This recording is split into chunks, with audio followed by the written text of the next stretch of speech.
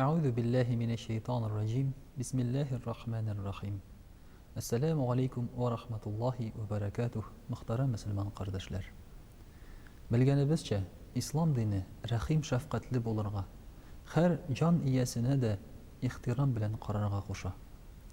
Şul isepten biz kişilerge de bizni yakınlarımızda bulgan tuğanlarımızga, yakınlarga ya bulmasa tabiatke, itlerge, meçilerge hem her barça can iyesine de rahim şefqat bilen qarıyız. Elbette hiç şeksiz Müslüman kişisi o'zi yanında bulgan, hem yakınında bulgan her nerseni de yaratırga tiyiş.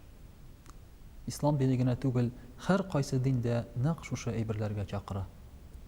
Lakin qay çağında biz bir eybirini yaratıp ikinci eybirge ihtibarımızını көрсәтмәскә мөмкинбез. Aqay çaqda yaratуларыбыз ясалмага әйләнеп куярга мөмкин. Минем әйтәсем килә, безнең яныбызда булган, кул астыбызда булган хайваннар, этләр, мәчеләр һәм башка хайваннар турында.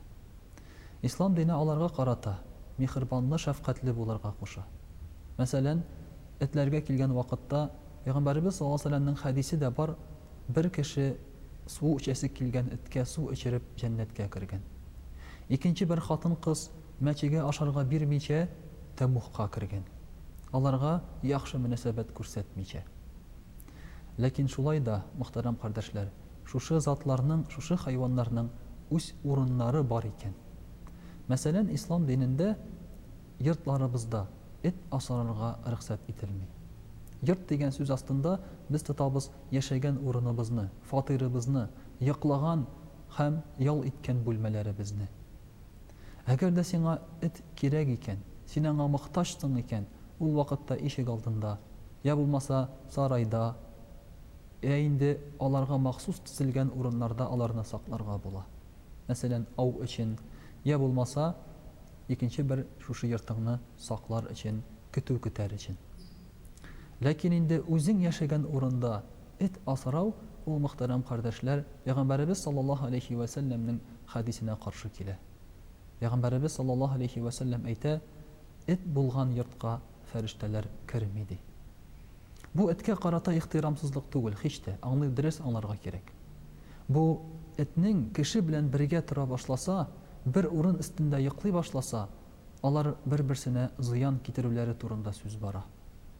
Этләр һичшиксез тугры хайваннар. Аларның тугрылыгына карап, без дә саклана алабыз. Хәтта Аллаһы Тәгалә каршында да шундый тугрылык белән хезмәт итсәк әйбәт булыр дип уйлана алабыз.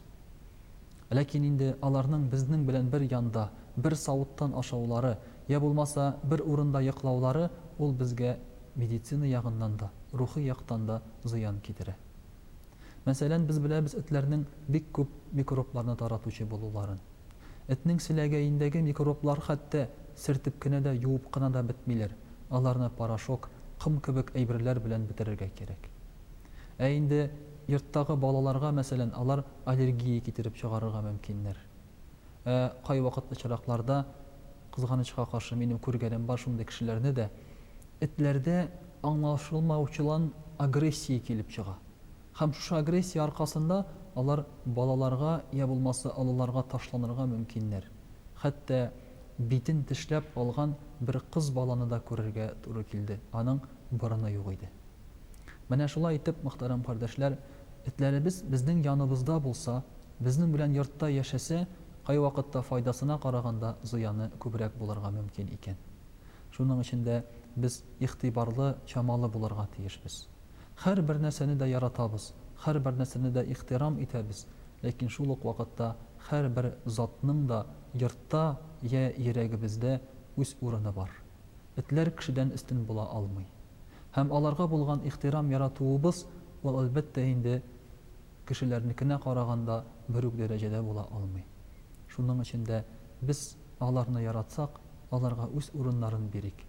Алар үзенә тиешле мөхиттә яшәсеннәр, без үзебезгә тиешле мөхиттә яшик. Һәм шуның белән Пәйгамбәрбез саллаллаһу алейһи ва сәлләмнең дә сөннәтен үтәр идек һәм үзебезгә дә тынычлык алыр идек.